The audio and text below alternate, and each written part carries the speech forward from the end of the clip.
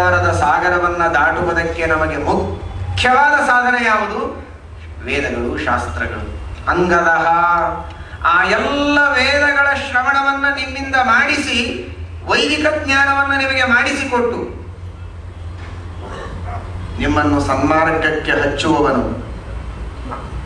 ತೇಷಾಂ ದುಃಖ ಪ್ರಹಾಣಾಯ ಶ್ರುತಿರೇಷ ಪ್ರವರ್ತತೆ. ನಮ್ಮ ದುಃಖವನ್ನ, ಸಂಸಾರವನ್ನ ಕಳೆಯುವುದಕ್ಕೆ ತಾನೇ ವೇದಗಳಿರೋದು. ಆ ವೇದಗಳನ್ನು ತಿಳಿಸುವುದಕ್ಕೆ ತಾನೇ ಅಂಗದ ಇರೋದು, ಚಂದ್ರ. ಹಾಗಾದರೆ ನಮ್ಮ ಪಕ್ಷದಲ್ಲಿ ಯಾರಿದ್ದರೆ ನಮಗೆ ಸಂಸಾರದ ಜಯ? ಅಂಗದ ಇರಬೇಕು. ಬರೀ ಮಿತ್ರ ಇದ್ರೆ ಅಲ್ಲ, ಬರೀ ಕಾಮಶಾಸ್ತ್ರಗಳನ್ನು ಓದ್ತಾ ಇದ್ರೆ ಅಲ್ಲ, ಬರೀ ಕುಬೇರ ಇದ್ದು ನೀತಿಶಾಸ್ತ್ರಗಳನ್ನು ಓದಿ ಹಣ ಸಂಪಾದನೆ ಮಾಡಿದ್ರಲ್ಲ, ಅಂಗದ ಬೇಕು. ವೇದಶಾಸ್ತ್ರಗಳನ್ನು ನಮ್ಮ ಕಿವಿಯಲ್ಲಿ ಹಾಕುವ ಅಂಗದ ನಮ್ಮ ಪಕ್ಷದಲ್ಲಿ, ನಮ್ಮ ಸಂಸಾರದಲ್ಲಿ, ನಮ್ಮ ಜೀವನದೊಳಗೆ ಆ ಅಂಗದನ ಪಾತ್ರ ಬಂದರೆ, ಚಂದ್ರನ ಪಾತ್ರ ಬಂದರೆ, ವೇದಶಾಸ್ತ್ರಗಳ ಶ್ರವಣವಾದರೆ ಸಂಸಾರವನ್ನು ದಾಟುವುದಕ್ಕೆ, ಈ ಸಂಸಾರದ ಮೇಲೆ ವಿಜಯವನ್ನು ಸಾಧಿಸುವುದಕ್ಕೆ, ನಮ್ಮೆಲ್ಲ ಇಂದ್ರಿಯಗಳ ಮೇಲೆ ನಿಗ್ರಹ ಮಾಡುವುದಕ್ಕೆ ನಮಗೊಂದು ದೊಡ್ಡ ಶಕ್ತಿ ದೊರಕಂತೆ ವೇದಗಳ ಶ್ರವಣ, ವೇದಾಧ್ಯಯನವನ್ನು ಮಾಡುವುದರಿಂದ. ಏನು ಮಾಡಬೇಡಿ, ಬರೀ ಪುರಾಣ ಕೇಳಿ ಎದ್ದು ಹೋಗಬೇಡಿ. ಯಾರು ಕೂಡ ಏನಾದರೂ ಒಂದು ಪ್ರೇರಣೆ ನಮಗೂ ನಿಮಗೂ ಕೂಡಲೇ ಸಿಗಲಿ. ವೇದಗಳ ಶ್ರವಣವನ್ನು ನಾವು ಮಾಡಬೇಕು ಅನ್ನುವ ಒಂದು ಸಂಕಲ್ಪವನ್ನು ಮಾಡಿ ಈ ಶುಭ ಮುಹೂರ್ತದಲ್ಲಿ. ನಿಮಗೆ ಬರ್ತಾ ಇದ್ರೆ ವೇದವನ್ನ ಪಠನ ಮಾಡಿ, ಇಲ್ಲದೇ ಇದ್ರೆ ಉತ್ತಮರಾದ ವೇದ ವಿದ್ವಾಂಸರು ಅಂಥವರಿಂದ ವೇದದ ಪಠನವನ್ನ ಮಾಡಿಸಿ, ಕಿವಿಯಿಂದ ವೇದವನ್ನ ಕೇಳಿ ಭಕ್ತಿಯಿಂದ, ಈ ಎಲ್ಲ ವೇದಗಳು ವಿಷ್ಣುವಿನ ಸರ್ವೋತ್ತಮತ್ವವನ್ನು ಹೇಳುತ್ತದೆ ಅಂತ ಇಷ್ಟಾದರೂ ಮನಸ್ಸಿನಲ್ಲಿ ಅನುಸಂಧಾನ ಮಾಡಿಕೊಂಡು ಕೇವಲ ವೇದಗಳನ್ನು ಕಿವಿಯಿಂದ ಕೇಳಿ ಅರ್ಥ ತಿಳಿದುಕೊಂಡರಂತೂ ಮುಗದೇ ಹೋಯಿತು, ಉದ್ಧಾರ ಆದಾಗೇನೆ. ಕನಿಷ್ಠ ವೇದಗಳ ಶ್ರವಣ ಆದರೂ ಕಿವಿಯ ಮೇಲೆ ಆದರೆ ನಮ್ಮ ಪಾಪಗಳು ದೂರವಾಗುತ್ತೆ, ಮನಸ್ಸಿಗೆ ಒಂದು ಶಕ್ತಿ ಬರ್ತದೆ, ದುರಾಲೋಚನೆಗಳು ದೂರ ಹೋಗುತ್ತೆ. ಪರೀಕ್ಷೆ ಮಾಡಿ ನೋಡಿ. ಸಿಡಿಗಳೆಲ್ಲ ಸುಲಭವಾಗಿ ಇವತ್ತು ದೊರಕುತ್ತವೆ. ಉತ್ತಮವಾದ ವೇದ ವಿದ್ವಾಂಸರ ಮುಖದಿಂದ ಶ್ರವಣ ಮಾಡುವುದೇ ನಿಜವಾದ ಕ್ರಮ. ಕನಿಷ್ಠ ಪಕ್ಷ ಕ್ಯಾಸೆಟ್ ಆದರೂ ಕೇಳಿ, ಸಿಡಿಗಳನ್ನಾದರೂ ಕೇಳಿ ವೇದಗಳ ಶ್ರವಣ ಮಾಡಿ. ಅಂಗದಃ ದ್ವಿವಿಧೋ ಮೈಂದಃ ಜಾಂಬವಾನ್. ಜಾಂಬವಾನ್ ಯಮಧರ್ಮನ ಅವತಾರ. ಮಹಾಭಾರತ, ರಾಮಾಯಣ, ಭಾಗವತ, ಮನುಸ್ಮೃತಿ ಮೊದಲಾದ ಸ್ಮೃತಿಗಳು, ಇವುಗಳ ಶ್ರವಣವನ್ನು ಮಾಡಬೇಕು. ನಿಜವಾಗಿ ಇವತ್ತು ಎಂತಹ ಘೋರವಾದ ಪರಿಸ್ಥಿತಿ ಇದೆ ಅಂದರೆ ನಮ್ಮ ನಿಮ್ಮೆಲ್ಲರ ಪರಿಸ್ಥಿತಿ. ಧರ್ಮ ಅಂದ್ರೆ ಏನು ಅಂತ ಗೊತ್ತಿಲ್ಲದೆ ಇದ್ದ ಸ್ಥಿತಿಯಲ್ಲಿ ನಾವಿದ್ದೇವೆ. ನಾವು ಹೇಗೆ ಸಂಸಾರವನ್ನು ದಾಟ್ತೇವೆ ಹೇಳಿ. ಮನುಸ್ಮೃತಿಯನ್ನು ಇಲ್ಲಿ ಉಳಿದ ಜನರ ಮಧ್ಯದಲ್ಲಿ ಎಷ್ಟು ಜನ ಕೇಳಿದ್ದೀರಿ, ಓದಿದ್ದೀರಿ? ಯಾಜ್ಞವಲ್ಕ್ಯ ಸ್ಮೃತಿಯನ್ನು ಯಾರು ನೋಡಿದ್ದೀರಿ? ಮಹಾಭಾರತವನ್ನು ಸಮಗ್ರವಾಗಿ ಯಾರು ಶ್ರವಣ ಮಾಡಿದ್ದೀರಿ? ಯಾರು ಮಾಡಿಲ್ಲ ಅಂತಲ್ಲ, ಬಹಳ ಕಡಿಮೆ ಜನ ಮಾಡಿದ್ದಾರೆ. ಯಾವ ಮಹಾಭಾರತ, ರಾಮಾಯಣ, ಭಾಗವತ ಆದಿ ಗ್ರಂಥಗಳು, ಸ್ಮೃತಿಗಳು, ಪುರಾಣಗಳು ನಮ್ಮ ಸರ್ವಸ್ವವನ್ನೇ ಕೊಟ್ಟು ನಮಗೆ ಉದ್ಧಾರವನ್ನು ಮಾಡುವುದಕ್ಕೆ ಸಿದ್ಧವಾಗಿವೆ. ನಮ್ಮ ಸಕಲ ಪಾಪಗಳನ್ನು ಕಳೆದು ಹಾಕ್ತವೆ. ನಮ್ಮ ಜೀವನದಲ್ಲಿ ಬರುವ ಸರ್ವ ಸಮಸ್ಯೆಗಳಿಗೂ ಉತ್ತರವನ್ನು ನೀಡುವುದಕ್ಕಾಗಿವೆ. ಯಾವುದನ್ನ ಆಧಾರವಾಗಿಟ್ಟುಕೊಂಡು ಪಾಶ್ಚಾತ್ಯರು ಬೇಕಾದಷ್ಟು ತಮ್ಮ ಸಿದ್ಧಾಂತಗಳನ್ನು ಮಂಡನೆ ಮಾಡಿ ನಮ್ಮ ಪ್ರಾಚೀನವಾದ ಭಾರತೀಯ ತತ್ವಶಾಸ್ತ್ರಗಳ ಹೆಸರನ್ನು ಮುಚ್ಚಿ ಹಾಕಿ ತಾವು ಮುಂದೆ ಬರ್ತಾ ಇದ್ದಾರೆ. ಅಂತಹ ಆ ತತ್ವಶಾಸ್ತ್ರಗಳ ಬಗ್ಗೆ ಶ್ರವಣ ಮಾಡದಂತಹ ಜನ ಬಹಳ ಕಡಿಮೆ ಇದ್ದಾರೆ. ಏನೋ ಅಲ್ಲಿ ಇಲ್ಲಿ ಉಪನ್ಯಾಸಗಳನ್ನು ಸಾಮಾನ್ಯವಾಗಿ ಸುದೈವಕ್ಕೆ ಬೆಂಗಳೂರಿನಲ್ಲಿ ಕೇಳುವವರು ಸಾಕಷ್ಟಿದ್ದಾರೆ. ಆದರೆ ಆಮೂಲಾಗ್ರವಾಗಿ ಆ ಎಲ್ಲ ಇತಿಹಾಸ ಪುರಾಣ ಗ್ರಂಥಗಳ ಶ್ರವಣ ಆಗ್ತಾ ಇಲ್ಲ. ಅದಕ್ಕಾಗಿಯೇ ಶ್ರೀಮಠದಿಂದ, ವಿಶ್ವಮತ ಮಹಾಪರಿಷತ್ತಿನಿಂದ ಸುಮಾರು 20-30 ಊರುಗಳಲ್ಲಿ ಈ 2-3 ವರ್ಷಗಳಲ್ಲಿ ಸಮಗ್ರ ಮಹಾಭಾರತದ ಶ್ರವಣ ಆಗುವಂತೆ ವ್ಯವಸ್ಥೆಯನ್ನ ಭಗವಂತ ಮಾಡಿಸ್ತಾ ಇದ್ದಾರೆ. ಮಹಾಭಾರತ, ರಾಮಾಯಣ, ಭಾಗವತ ಇವುಗಳ ಉದ್ದೇಶ ಇದೆ. ಆ ರೀತಿಯಾಗಿ ನಾವು ಮಾಡೋದರಿಂದ ನಿಜವಾದ ಧರ್ಮದ ತಿಳುವಳಿಕೆ ನಮಗಾಗಿ ನಾವು ಜಗತ್ತನ್ನ, ಸಂಸಾರವನ್ನ ದಾಟುವುದಕ್ಕೆ ನಮಗೆ ಶಕ್ತಿ ನಮ್ಮಲ್ಲಿ ಬರ್ತದೆ. ಜಾಂಬವಾನ್. ಇದನ್ನು ಮಾಡುವವರು ಯಾರು? ಈ ಎಲ್ಲ ಪುರಾಣಗಳನ್ನು ಕೇಳಬೇಕು ಅನ್ನುವ ಶ್ರದ್ಧೆ, ಕೇಳುವಂತಹ ಶಕ್ತಿಯನ್ನು ನಮ್ಮ ಕಿವಿಗೆ, ನಮ್ಮ ಮನಸ್ಸಿಗೆ ಕೊಟ್ಟು ನಮಗೆ ಆ ಅವಕಾಶವನ್ನು ಒದಗಿಸುವಂತಹ ಮಹಾನುಭಾವ ಅವನೇ ಯಮಧರ್ಮರಾಜ, ಅವನ ಅವತಾರನೇ ಜಾಂಬವಾನ್. ಆ ಜಾಂಬವಾನ್ನ ನಮ್ಮ ಮೈಯಲ್ಲಿ ಮನದಲ್ಲಿ ಹೊಕ್ಕ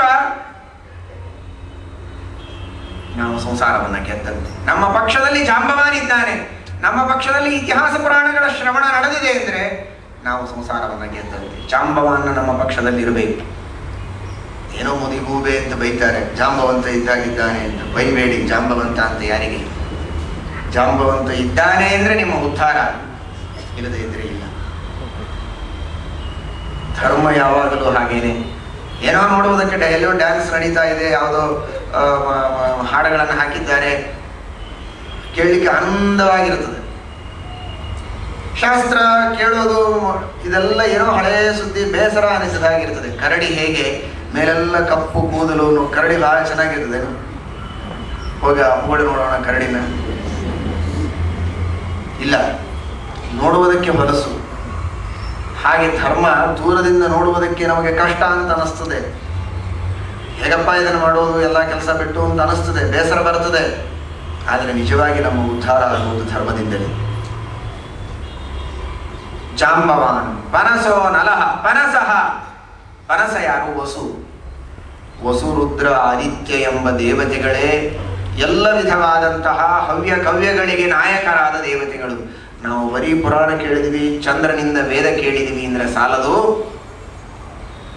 ವರ್ಣಾಶ್ರಮಗಳಿಗೆ ವಿಹಿತವಾದಂತಹ ಎಲ್ಲ ಯಜ್ಞಯಾಗಾದಿ ಕರ್ಮಗಳನ್ನು ನಾವು ಮಾಡಬೇಕು. ಅದಕ್ಕೆ ಪ್ರತೀಕ ಅವನು ಪನಸ. ಶ್ರಾದ್ದಾದಿ ಕರ್ಮಗಳನ್ನು ತಪ್ಪದೇ ಮಾಡಬೇಕು. ತಂದೆ ಇಲ್ಲದೆ ಇದ್ದವರು ಯಜ್ಞಯಾಗಾದಿಗಳನ್ನು ಮಾಡಬೇಕು. ಆ ವಸುರುದ್ರ ಆದಿತ್ಯ ಅಂತರ್ಗತ ಪರಮಾತ್ಮನನ್ನು ಸಂತೋಷಪಡಿಸಬೇಕು. ಆ ಕರ್ಮಗಳನ್ನು ನಮ್ಮ ಜೀವನದಲ್ಲಿ ತಪ್ಪದೆ ನಾವು ಮಾಡ್ತಾ ಇದ್ದರೇನೆ ನಮಗೆ ಪುಣ್ಯ. ಪುಣ್ಯ ಇದ್ದರೇನೆ ಈ ಎಲ್ಲ ಶಾಸ್ತ್ರಗಳ ಶ್ರವಣ ನಮ್ಮಿಂದ ನಡೆಯುತ್ತದೆ. ಜಾಂಬವಾನ್ ಇವನು ಇತಿಹಾಸ ಪುರಾಣ ಶ್ರವಣಗಳಿಗೆ ಹೇಗೆ ಪ್ರತೀಕವೋ, ನಮ್ಮ ನಮ್ಮ ವರ್ಣಾಶ್ರಮಗಳಿಗೆ ವಿಹಿತವಾದ ಧರ್ಮದ ಪ್ರತೀಕ ಅವನು ಧರ್ಮನೇ. ನಮ್ಮ ಯಜ್ಞ, ಯಾಗ, ಸ್ನಾನ, ಸಂಧ್ಯಾವಂದನ, ಜಪ, ತಪಸ್ಸು, ಅನುಷ್ಠಾನ ಈ ಎಲ್ಲ ಧರ್ಮಗಳನ್ನೂ ತಪ್ಪದೆ ನಾವು ಮಾಡ್ತಾ ಇರಬೇಕು. ಜಾಂಬವಂತರ ಪ್ರತೀಕವಾಗಿ ಇತಿಹಾಸ ಪುರಾಣಗಳ ಶ್ರವಣವನ್ನೂ ಮಾಡಬೇಕು. ಶ್ರಾದ್ದಾದಿ ಕರ್ಮಗಳನ್ನು ಮಾಡ್ತಾ ಇರಬೇಕು. ಯಾವುದನ್ನೂ ತಪ್ಪಿಸಬಾರದು. ಅವುಗಳನ್ನು ತಪ್ಪಿಸಿದರೆ ಆ ಪಾಪದ ಶಾಪ ಇವನಿಗೆ ತಟ್ಟಿದರೆ ಇವನಿಗೆ ಧರ್ಮ ಕಾರ್ಯ ಮಾಡಲಿಕ್ಕೆ ಮುಂದೆ ಬಿಡೋದಿಲ್ಲ. ಏನೋ ಮಾಡಿ ಎಷ್ಟು ಧರ್ಮ ಕಾರ್ಯ ಮಾಡಬೇಕಂತೂ ಯಾಕೋ ಅಡ್ಡ ಆಗ್ತದೆ. ಪಿತೃಕಾರ್ಯ ಚೆನ್ನಾಗಿ ಮಾಡಿರೋದಿಲ್ಲ, ಅನ್ನದಾನ ಚೆನ್ನಾಗಿ ಮಾಡಿರೋದಿಲ್ಲ, ಮಾಡಬೇಕಾದ ಯಜ್ಞಯಾಗಾದಿಗಳನ್ನ ನಿತ್ಯ ಕರ್ಮಗಳನ್ನು ಚೆನ್ನಾಗಿ ಮಾಡ್ತಾ ಇರೋದಿಲ್ಲ. ಇವನಿಂದ ಧರ್ಮ ಜ್ಞಾನ ಮಾಡಿಸಿಕೊಡೋದಿಲ್ಲ ದೇವರು. ನೋಡಿ ಎಷ್ಟು ಸುಂದರವಾಗಿದೆ. ಪನಸಃ ನಲಹ. ನಲ ವಿಶ್ವಕರ್ಮ.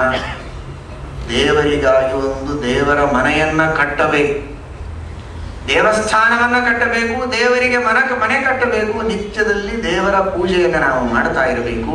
ನೀಲ ಇವನು ಅಗ್ನಿ.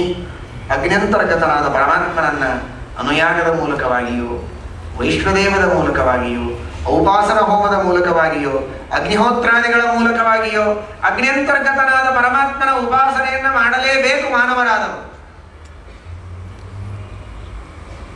ಋಷಿಗಳು ಆದಿತ್ಯನಲ್ಲಿ, ದೇವತೆಗಳು ವಾಯುವಿನಲ್ಲಿ ಆ ಭಗವಂತನ ಉಪಾಸನೆಯನ್ನು ಮಾಡ್ತಾರೆ. ಆದರೆ ಮಾನವರು ಮಾತ್ರ ಎಂಥವರೇ ಆಗಿರಬಹುದು, ಅಗ್ನ್ಯಂತರ್ಗತರಾದ ಪರಮಾತ್ಮನ ಉಪಾಸನೆ ಮಾಡದೇ ಇದ್ದರೆ ಅವರಿಗೆ ಜ್ಞಾನ ಹುಟ್ಟೋದಿಲ್ಲ. ಇದನ್ನು ಐತರೆಯ ಭಾಷ್ಯದ ಪ್ರಾರಂಭದಲ್ಲಿ ಖಡಾಖಂಡಿತವಾಗಿ ಆಚಾರ್ಯರು ಹೇಳ್ತಾರೆ. ಯತಿಗಳೂ ಕೂಡ ಮೊದಲು ಅಗ್ನಿ ಕಾರ್ಯವನ್ನು ಬರೀ ಬ್ರಹ್ಮಚಾರಿಗಳಾಗಿ ಸನ್ಯಾಸ ತೆಗೆದುಕೊಂಡಿದ್ದರೆ, ಅಥವಾ ಮೊದಲು ಔಪಾಸನ ಹೋಮವನ್ನು ಮಾಡಿ ಅಗ್ನಿಹೋತ್ರಾದಿಗಳನ್ನು ಮಾಡಿ ಆಮೇಲೆ ಸನ್ಯಾಸ ತೆಗೆದುಕೊಳ್ಳಬೇಕೇ ಹೊರತು ಅಗ್ನಿಯ ಸ್ಪರ್ಶವೇ ಇಲ್ಲದೆ ನೇರವಾಗಿ ಸನ್ಯಾಸ ತೆಗೆದುಕೊಂಡ್ರೆ ಅವನಿಗೆ ಉದ್ಧಾರ ಇಲ್ಲ. ಅಗ್ನ್ಯಂತರ್ಗತ ಭಗವಂತನ ಉಪಾಸನೆ ಎಲ್ಲರಿಗೂ ಅಗತ್ಯ. ಅದು ನೀಲ. ಹಾಗಾದರೆ ಅಗ್ನಿಯಲ್ಲಿ ಪರಮಾತ್ಮನ ಉಪಾಸನೆ ಮಾಡಿ, ಇತಿಹಾಸ ಪುರಾಣಗಳ ಶ್ರವಣೆ ಮಾಡಿ, ಸ್ನಾನ ಸಂಧ್ಯಾವಂದನಾದಿ ವರ್ಣಾಶ್ರಮಗಳಿಗೆ ವಿಹಿತವಾದ ಧರ್ಮಗಳ ಅನುಷ್ಠಾನ ಮಾಡಿ, ವೇದಗಳ ಶ್ರವಣವನ್ನು ಮಾಡಿ, ಸಚ್ಚಾಸ್ತ್ರಗಳ ಶ್ರವಣವನ್ನು ಮಾಡ್ತಾ ಸಜ್ಜನರ ಸೇವೆಯನ್ನು ಮಾಡ್ತಾ ಇದ್ರೆ ಈ ಎಲ್ಲ ಧರ್ಮಾನುಷ್ಠಾನ ನಮ್ಮ ಜೀವನದಲ್ಲಿ ಬಂದಾಗ ಈ ಸಂಸಾರವನ್ನು ಗೆಲ್ಲುವುದರೊಳಗೆ ಯಾವ ಸಂದೇಹವೂ ಇಲ್ಲ, ನಮ್ಮ ಪಕ್ಷಕ್ಕೆ ವಿಜಯವಾಗಬಹುದು. ಇದು ಹನುಮಂತ ದೇವರ ಅಭಿಪ್ರಾಯವೇ ಹೊರತು ಏನೋ 4 ಕಪಿಗಳಿದ್ದಾರೆ, ಆ ಕಪಿಗಳು ಇದ್ದದ್ದರಿಂದ ನಮಗೆ ಜಯವಾಗ್ತದೆ ಅಂತ ಹನುಮಂತ ದೇವರ ಅಭಿಪ್ರಾಯವಲ್ಲ. ಅಂಗದೋ ದ್ವಿವಿಧೋ ಇಂದಹ ಜಾಂಬವಾನ್ ಪನಸೋ ನಲಃ ನೀಲಸೇನಾಪತಿಶ್ಚೈವ ಬಲಶೇಷೇಣ ಕಿಂವದ ಕಿಂತವ. ಇನ್ನುಳಿದವರು ಇದ್ದರೆಷ್ಟು ಇಲ್ಲದಿದ್ದರೆಷ್ಟು, ಇಷ್ಟಿದ್ದರೆ ಸಾಕೇ ಸಾಕು. ಆದರೆ ಪ್ರತಿಯೊಬ್ಬ ಸಾಮಾನ್ಯ ಮಾನವನಿಗೆ ಒಂದು ಸಂದೇಶವನ್ನು ರಾಮಾಯಣ ಕೊಡುತ್ತದೆ. ಯಾವುದೇ ಕರ್ಮ ಮಾಡಬೇಕಾಗಿದ್ರೆ ಮುಹೂರ್ತ ನೋಡಿ ಮಾಡಿ. ಮುಹೂರ್ತ ನೋಡದೆ ಯಾವುದು ಮಾಡಿ. ಮುಹೂರ್ತೇನತು ಯುಕ್ತೇನ ಪ್ರಸ್ಥಾನಂ ಅಭಿರೋಚೆ. ರಾಮದೇವರಿಗೆ ಏನು ಮುಹೂರ್ತ ಬೇಕಾಗಿದೆ? ನಮಗೋಸ್ಕರ ಹೇಳ್ತಾ ಇದ್ದಾರೆ. ಮರ್ತ್ಯಾವತಾರಸ್ತ್ವಿಹ ಮರ್ತ್ಯ ಶಿಕ್ಷಣ. ಒಳ್ಳೆ ಮುಹೂರ್ತವನ್ನು ನೋಡಿಕೊಂಡು ಆ ಮುಹೂರ್ತದಲ್ಲಿ ನೀನು ಪ್ರಸ್ಥಾನವನ್ನು ಮಾಡು, ನಿಶ್ಚಿತವಾಗಿಯೂ ನಿನಗೆ ವಿಜಯವಾಗುವುದರೊಳಗೆ ಸಂದೇಹವಿಲ್ಲ ಅಂತ ಹನುಮಂತ ದೇವರು ಕೂಡ ಶ್ರೀರಾಮಚಂದ್ರನ ಮುಂದೆ ಪ್ರಾರ್ಥನೆಯನ್ನು ಮಾಡ್ತಾ ಇದ್ದಾರೆ. ರಾಮಚಂದ್ರ ದೇವರು ಇದೇ ಮುಹೂರ್ತದಲ್ಲಿ ನಾನು ಹೊರಡುತ್ತೇನೆ ಅಂತ. ಯಾವ ಮುಹೂರ್ತ ಇದು? ಒಬ್ಬೊಬ್ಬ ವ್ಯಾಖ್ಯಾನಕಾರರು ಒಂದೊಂದು ರೀತಿಯಾಗಿ ಹೇಳ್ತಾರೆ. ಮಾರ್ಗಶೀರ್ಷ ಕೃಷ್ಣ ಸಪ್ತಮಿ, ಅಷ್ಟಮಿ ಅಂತ ಕೆಲವರು. ಫಾಲ್ಗುಣ ಪೌರ್ಣಿಮಾ ಮಧ್ಯಾಹ್ನ 12 ಗಂಟೆ ಆಗಿದೆ, ಅಭಿಜಿನ್ ಮುಹೂರ್ತ, ಈಗ ನಾನು ಹೊರಡುತ್ತೇನೆ ಎಂದ ರಾಮಚಂದ್ರ ದೇವರು. ಅಸ್ಮಿನ್ ಮುಹೂರ್ತೆ ಸುಗ್ರೀವ ಪ್ರಯಾಣಂ ಅಭಿರೋಚಯೇ. ಯಾಕೆ? ಯುಕ್ತೋ ಮುಹೂರ್ತೋ ವಿಜಯೇ ಪ್ರಾಪ್ತೋ ಮಧ್ಯಂ ದಿವಾಕರ. ನಾನಾ ವಿಧವಾದ ದೋಷಗಳಿರಬಹುದು, ವ್ಯತಿಪಾತ, ವೈದ್ಯತಿ, ಮತ್ತೊಂದು ಬೇಕಾದಷ್ಟು ದೋಷಗಳು ಇರಬಹುದು. ಎಲ್ಲ ದೋಷಗಳನ್ನ ಸುಟ್ಟು ಹಾಕುವ ಒಂದು ಮುಹೂರ್ತ ಅಂದ್ರೆ ಅದು ಅಭಿಜಿನ್ ಮುಹೂರ್ತ. ಸೂರ್ಯ ಮಧ್ಯದಲ್ಲಿ ಬಂದಿದ್ದಾನೆ, ಅಭಿಜಿನ್ ಮುಹೂರ್ತ ಇದೆ, ಯಾವ ದೋಷಗಳೂ ಇಲ್ಲ, ವಿಜಯಪ್ರದವಾದ ಮುಹೂರ್ತ ಅಂತ ಅಭಿಜಿನ್ ಮುಹೂರ್ತಕ್ಕೆ ಕರೆಯುತ್ತಾರೆ. ಈ ಮುಹೂರ್ತದಲ್ಲಿ ನಾನು ಹೊರಡುತ್ತೇನೆ. ಆದರೆ ಜ್ಯೋತಿಷ್ಯ ಶಾಸ್ತ್ರದ ಪ್ರಕಾರ ಅಭಿಜಿನ್ ಮುಹೂರ್ತ ಬಹಳ ಶ್ರೇಷ್ಠ. ದಕ್ಷಿಣ ದಿಕ್ಕಿಗೆ ಯಾತ್ರೆ ಮಾಡುವಾಗ ಅಭಿಜಿನ್ ಮುಹೂರ್ತ ಅಷ್ಟೇ ನಿಷಿದ್ಧ. ಈಗ ರಾಮದೇವರು ಹೊರಟದ್ದು ದಕ್ಷಿಣ ದಿಕ್ಕಿಗೆ, ಅಭಿಜಿನ್ ಮುಹೂರ್ತದಲ್ಲಿ ಹೇಗೆ ಹೊರಟ ಅಂತ ಒಂದು ಸಮಸ್ಯೆ. ಅದಕ್ಕೆ ವ್ಯಾಖ್ಯಾನಕಾರರು ಉತ್ತರ ಕೊಡ್ತಾರೆ. ನಿಜವಾಗಿ ಲಂಕೆ ಇದ್ದದ್ದು ಒಟ್ಟಾರೆ ಭೌಗೋಳಿಕವಾಗಿ ಅದು ದಕ್ಷಿಣ ದಿಕ್ಕಿಗೆ ಇದ್ದರೂ ಕೂಡ ಕಿಷ್ಕಿಂಧಾದಿಂದ ಹೊರಡುವಾಗ ಅದು ಆಗ್ನೇಯ ದಿಕ್ಕಿಗೆ ಬರುತ್ತದೆ, ಪೂರ್ಣವಾಗಿ ದಕ್ಷಿಣ ದಿಕ್ಕಿಗೆ ಬರುವುದಿಲ್ಲ. ಆಗ್ನೇಯ ಭಾಗಕ್ಕೆ ಲಂಕಾಪಟ್ಟಣ ಇರುವುದರಿಂದ ಅಭಿಜಿನ್ ಮುಹೂರ್ತದಲ್ಲಿ ಹೊರಟರು ಯಾವ ತಪ್ಪಿಲ್ಲ. ಆದ್ದರಿಂದ ಶ್ರೀರಾಮಚಂದ್ರ ಅಭಿಜಿನ್ ಮುಹೂರ್ತದಲ್ಲಿ ಹೊರಟಿದ್ದಾನೆ ಅಂತ ವ್ಯಾಖ್ಯಾನಕಾರರು ಹೇಳ್ತಾರೆ. ಆದ್ದರಿಂದ ಅಭಿಜಿನ್ ಮುಹೂರ್ತದಲ್ಲಿ ಶ್ರೀರಾಮಚಂದ್ರ ಪ್ರಯಾಣ ಮಾಡ್ತಾ ಇದ್ದಾನೆ. ಉತ್ತರ ಫಾಲ್ಗುಣಿ ನಕ್ಷತ್ರ. ನಾಳೆ ಹಸ್ತ ನಕ್ಷತ್ರ ಇದೆ, ಬೇಡ, ಇವತ್ತೇ ಉತ್ತರ ಫಾಲ್ಗುಣಿ ನಕ್ಷತ್ರದ ದಿನ ನಾವು ಹೊರಡೋಣ. ರಾಮದೇವರು ಹುಟ್ಟಿದ್ದು ಪುನರ್ವಸು ನಕ್ಷತ್ರದಲ್ಲಿ. ಪುನರ್ವಸು ನಕ್ಷತ್ರದಲ್ಲಿ ಹುಟ್ಟಿದ ವ್ಯಕ್ತಿಗೆ ಉತ್ತರ ಫಾಲ್ಗುನಿ ಇದು ಸಾಧನ ತಾರ, ಹಸ್ತ ನಕ್ಷತ್ರ ಇದು ನಿಧನ ತಾರ. ಹಸ್ತ ನಕ್ಷತ್ರದಲ್ಲಿ ಹೊರಡುವುದು ಬೇಡ, ಉತ್ತರ ಫಾಲ್ಗುನಿ ನಕ್ಷತ್ರದಲ್ಲಿ ಹೊರಡೋಣ ಎಂಬುದಾಗಿ. ಸೀತಾದೇವಿಗೆ ಉತ್ತರ ಫಾಲ್ಗುನಿ ನಕ್ಷತ್ರ ಇದು ಜನ್ಮ ನಕ್ಷತ್ರ. ಯಾವ ವ್ಯಕ್ತಿ ಜೈಲಿನೊಳಗಿದ್ದಾನೆ ಆ ವ್ಯಕ್ತಿಯನ್ನು ಬಿಡಿಸುವುದಕ್ಕೆ ನಾವು ಹೊರಡಬೇಕಾಗಿದ್ರೆ ಅದೇ ವ್ಯಕ್ತಿಯ ಜನ್ಮ ನಕ್ಷತ್ರದ ದಿನ ನಾವು ಹೊರಟರೆ ಅವನನ್ನು ಬಿಡಿಸುವುದು ನಿಶ್ಚಿತ. ಉತ್ತರ ಫಾಲ್ಗುನಿ ನಕ್ಷತ್ರದಲ್ಲಿ ಜನ್ಮ ತಾಳಿದ ಸೀತೆಗೆ ಮೋಚನ ಮಾಡುವುದಕ್ಕೆ ಹೊರಟದ್ದರಿಂದ ಉತ್ತರ ಫಾಲ್ಗುನಿ ನಕ್ಷತ್ರದಲ್ಲಿ ನಾನು ಹೊರಟರೆ ಅವಳ ಮೋಚನೆಯಾಗುವುದು ನಿಶ್ಚಿತ, ನನಗೆ ಅದು ಸಾಧನ ತಾರೆಯೂ ಹೌದು. ಆದ್ದರಿಂದ ಇವತ್ತೇ ಹೊರಡುತ್ತೇನೆ ಎಂಬುದಾಗಿ ಶ್ರೀರಾಮಚಂದ್ರ ಹೊರಡ್ತಾ ಇದ್ದಾನೆ. ಇದೆಲ್ಲವೂ ಕೂಡ ಲೋಕ ಶಿಕ್ಷಣ ಅಂತ ತಿಳಿಯಿರಿ. ರಾಮದೇವರಿಗೆ ಯಾವ ಗ್ರಹ ನಕ್ಷತ್ರಗಳ ಯಾವ ಸಂಬಂಧವೂ ಇಲ್ಲ. ಸಕಲ ಗ್ರಹ ಬಲ ನೀನೆ ಸರಸಿಜಾಕ್ಷ. ಎಲ್ಲ ಗ್ರಹಗಳಿಗೆ ಬಲವನ್ನು ಕೊಟ್ಟವನೇ ಅವನು. ಯಾವ ನಕ್ಷತ್ರಗಳನ್ನು ನೋಡಿಕೊಂಡು ಹೋಗಬೇಕಾದ ಅಗತ್ಯ ಅವನಿಗಿಲ್ಲ. ಇನ್ನೂ ಒಂದನ್ನ ಹಿಂದಿನ ಅಧ್ಯಾಯದಲ್ಲಿ ಬಂದದ್ದನ್ನು ಮರೆಯಬೇಡಿ. ನಿಮಿತ್ತ ರಾಶಿ ರೇಖತೋ ಋಣಂ ಮನಸ್ತೈಕತಃ. ಇನ್ನೂ ಒಂದು ಮಾತನ್ನು ಮಹಾಭಾರತದಲ್ಲಿಯೂ ಹೇಳ್ತಾರೆ. ಶ್ರೀಮದ್ ಆಚಾರ್ಯರು 29ನೇ ಅಧ್ಯಾಯದಲ್ಲಿಯೂ ಹೇಳ್ತಾರೆ. ವೈಷ್ಣವಾನಾಂಚ ವಾಕ್ಯೇನ ಹಾನಿ ಪಾಪಸ್ಯ ಕರ್ಮಣ. ಮಹಾತ್ಮರ ಆದೇಶ, ದೊಡ್ಡವರ ಒಂದು ವಾಕ್ಯದಿಂದ ಎಲ್ಲ ವಿಧವಾದ ಅನಿಷ್ಟಗಳು ದೂರವಾಗಿ ಇಷ್ಟಾರ್ಥಗಳು ಪೂರ್ಣವಾಗುತ್ತೆ. ಅದರ ಮೇಲೆ ವಿಶ್ವಾಸವನ್ನು ಇಡಬೇಕು ಅಂತ. ಯಾರೋ ಜೈಲೊಳಗೆ ಬಿದ್ದಿದ್ದಾರೆ, ಸುಲಭವಾಗಿ ಬಿಡಿಸ್ಲಿಕ್ಕೆ ಸಾಧ್ಯ ಇದೆ, ಆದರೂ ಇನ್ನೂ ಅವನ ನಕ್ಷತ್ರ ಬಂದಿಲ್ಲ, ಜನ್ಮ ನಕ್ಷತ್ರ ಅಂತ ತಿಂಗಳಗಟ್ಟಲೆ ಅವನು ಕೂಡಿಸ್ಲಿಕ್ಕೆ ಹೋಗ್ಬೇಕು. ಇದ್ರೆ ಅನುಕೂಲ, ಇಲ್ಲದಿದ್ರೆ ಮೊದಲಿಗೆ ಬಿಡಿಸ್ಕೊಂಡು ಬಂದು ಪಾಪ ಅವನಿಗೆ ಸ್ನಾನ ಸಂಧ್ಯಾವಂದನೆ ಮಾಡ್ಲಿಕ್ಕೆ ಅನುಕೂಲ ಮಾಡಿಕೊಡ್ತಾರೆ. ಅಭಿಪ್ರಾಯಾಮ ಸುಗ್ರೀವ, ಎಲ್ಲರನ್ನ ಕರೆದುಕೊಂಡು ಹೋಗೋಣ ಅಂತ ಹೊರಟಿದ್ದಾರೆ. ನನ್ನ ಎಡಗಣ್ಣು ಹಾರುತ್ತಾ ಇದೆ. ಗಂಡಸರಿಗೆ ಎಡಗಣ್ಣು ಹಾರುವುದು ಬಹಳ ಶ್ರೇಷ್ಠ. ಅದಕ್ಕೆ ನೇತ್ರಸ್ಯಾಧಸ್ಫುರಣಮಸಕೃತ್ ಸಂಗರೇ ಭಂಗಹೇತುರ್ ನೇತ್ರೋಪಂತೆ ಹರತಿ ನಯನಂ ನೇತ್ರ ಮೂಲೇ ಚ ಮೃತ್ಯು ನೇತ್ರಸ್ಯೋರ್ಧ್ವಂ ಹರತಿ ಸಕಲಂ ಮಾನಸಂ ದುಃಖಜಾತಂ ವಾಮೇ ಚೈವಂ ಫಲಮವಿಕಲಂ ದಕ್ಷಿಣೇ ವೈಪರೀತ್ಯಂ. ಜ್ಯೋತಿಷ್ಯ ಶಾಸ್ತ್ರದಲ್ಲಿ ಹೇಳುವ ಮಾತು. ಕಣ್ಣಿನ ಕೆಳಗೆ ಸ್ಫುರಣವಾದರೆ ಅದು ಸೋಲು ಬರುತ್ತದೆ ಯುದ್ಧದಲ್ಲಿ. ಕಣ್ಣಿನ ಉಪಾಂತ ಭಾಗದಲ್ಲಿ ಅರ್ಥಾತ್ ಕಣ್ಣಿನ ದಂಡೆಗೆ ನಮಗೇನಾದರೂ ಸ್ಫುರಣವಾದರೆ ಕಣ್ಣು ಹೋಗಿಬಿಡುತ್ತದೆ. ಮೂಲ ಭಾಗದಲ್ಲಿ ಸ್ಫುರಣವಾದರೆ ಮೃತ್ಯು. ಕಣ್ಣಿನ ಮೇಲ್ಭಾಗದಲ್ಲಿ ಸ್ಫುರಣವಾದರೆ ಮಾತ್ರ, ಎಡಗಣ್ಣಿನ ಮೇಲ್ಭಾಗದಲ್ಲಿ ಸ್ಫುರಣವಾದರೆ ಮಾತ್ರ ಉತ್ತಮವಾದ ವಿಜಯ, ಸಕಲ ಇಷ್ಟಾರ್ಥಗಳ ಸಿದ್ಧಿ. ದಕ್ಷಿಣ ಭಾಗದಲ್ಲಿ ಆದರೆ ಇದೆಲ್ಲದಕ್ಕೂ ವಿಪರೀತವಾಗಿ ಆಗ್ತದೆ ಎಂಬುದಾಗಿ ತಿಳಿಸ್ತಾರೆ. ಮಾನಸಂ ಭಾತಿ ಸಕಲಂ ಮಾನಸಂ ದುಃಖಜಾತಂ ವಾಮೇ ಚೈವಂ ಫಲಂ ಅವಿಕಲಂ ದಕ್ಷಿಣೇ ವೈಪರೀತ್ಯಂ. ಆದ್ದರಿಂದ ಇಂತಹ ಭಗವಂತನ ಕಣ್ಣು ಸ್ಫುರಣವಾಗ್ತಾ ಇದೆ, ಆದ್ದರಿಂದ ನನಗೆ ಶುಭ ಸೂಚನೆಯಾಗಿದೆ, ನಾನು ಹೊರಡುತ್ತೇನೆ ಅಂತ ಶ್ರೀರಾಮಚಂದ್ರ ದೇವರು ಹೊರಡುತ್ತಾ ಇದ್ದಾರೆ. ಹೊರಡುವಾಗ ಎಷ್ಟು ಸುಂದರವಾದ ಮಾತು. ಒಬ್ಬ ಮನುಷ್ಯನಿಗೆ ನೀವು ಒಂದು ಕೆಲಸ ಹೇಳಿದ್ರೆ, ಹೋಗಪ್ಪ ಕೆಲಸ ಮಾಡ್ಕೊಂಬ ಅಂತ ಬರೀ ಕೆಲಸ ಹೇಳಿ ಕಳಿಸ್ಬಾರ್ದು. ಅವನಿಗೆ ಎಲ್ಲಿಂದ ಎಲ್ಲಿ ಹೋಗಬೇಕಾಗಿದೆ, ಯಾವ ದಾರಿಗೆ ಹೋಗ್ತಾನೆ, ಎಷ್ಟೊತ್ತು ಹೋಗಬೇಕಾಗಿದೆ, ಹೋಗೋ ಮಟ್ಟಿ ಗತಿ ಏನೋ ಒಂದು, ಹೋಗಿ ಬರೋದು ಹೇಗೆ, ಇದೆಲ್ಲ ಆಲೋಚನೆ ಮಾಡಬೇಕು ಹೊರತು ಬರೀ ಕೆಲಸ ಮಾಡ್ಕೊಂಬ ಅಂತ ಹೇಳ್ಬಾರ್ದು.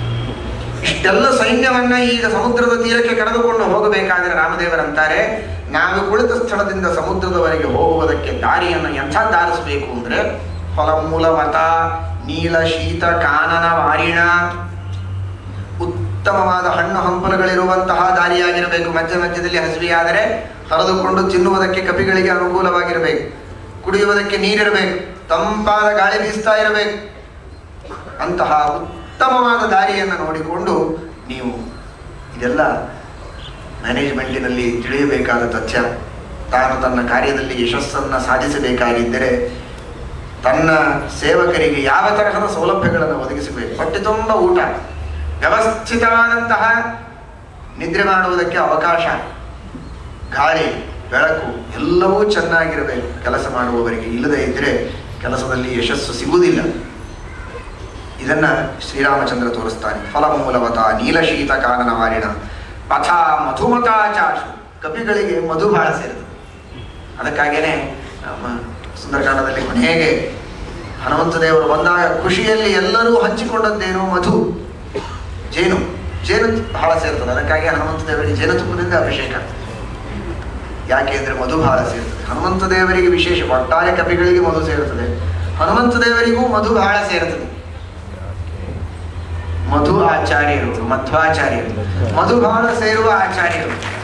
ಯಾಕೆ ಮಧ್ವಾಚಾರ್ಯರಿಗೆ ಮಧು ಬಹಳ ಸೇರುತ್ತದೆ? ಮಧು ಏನಿದು ಒಂದು ಕಡೆಯಿಂದ ತಂದದ್ದಲ್ಲ, ಸಾವಿರಾರು ಪುಷ್ಪಗಳಿಂದ ತಂದ ಮಕರಂದವನ್ನ ಒಂದು ಕಡೆಗೆ ಸೇರಿಸಿದಾಗ ಅದು ಮಧು ಆಗ್ತದೆ.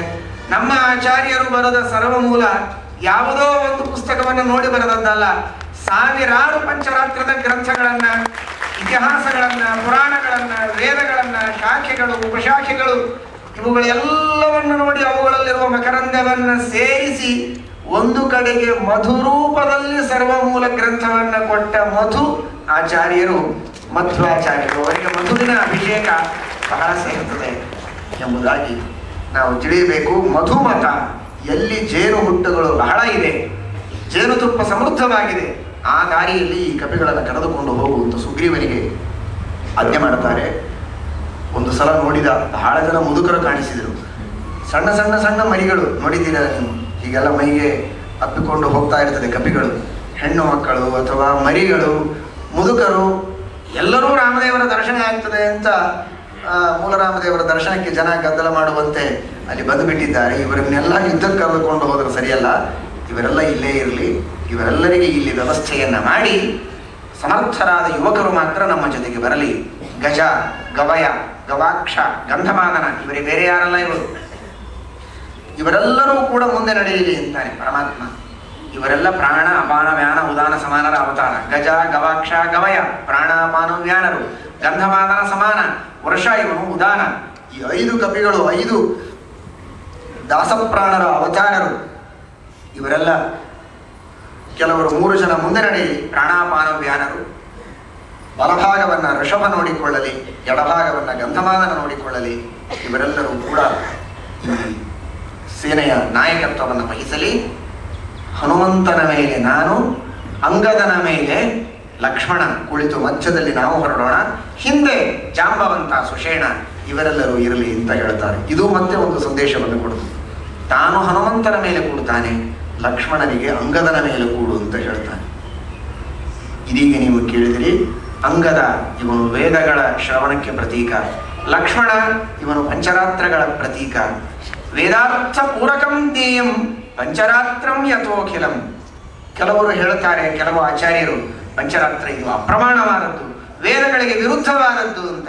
ಪಂಚರಾತ್ರ ಇದು ವೇದಗಳಿಗೆ ವಿರುದ್ಧವಾದದ್ದಲ್ಲ, ವೇದಾರ್ಥ ಪೂರಕ, ವೇದದ ಆಧಾರದ ಮೇಲೇನೇ ಇದ್ದದ್ದು, ವೇದಾರ್ಥ ಪೂರಕವಾದದ್ದು. ವೇದಗಳ ಪ್ರತೀಕನಾದ ಚಂದ್ರನ ಮೇಲೆ ಪಂಚರಾತ್ರ ಆಗಮಗಳ ಪ್ರತೀಕನಾದ ಶೇಷಾವತಾರನಾದ ಲಕ್ಷ್ಮಣ ಕುಳಿತ. ಇದರರ್ಥ ವೇದಾರ್ಥ ಪೂರಕವಾಗಿದೆ ಪಂಚರಾತ್ರ, ವೇದಗಳಿಗೆ ವಿರುದ್ಧವಾಗಿದೆ ಅಂತ ಕೆಲವು ಆಚಾರ್ಯರು ಹೇಳುವುದು ಸರಿಯಲ್ಲ.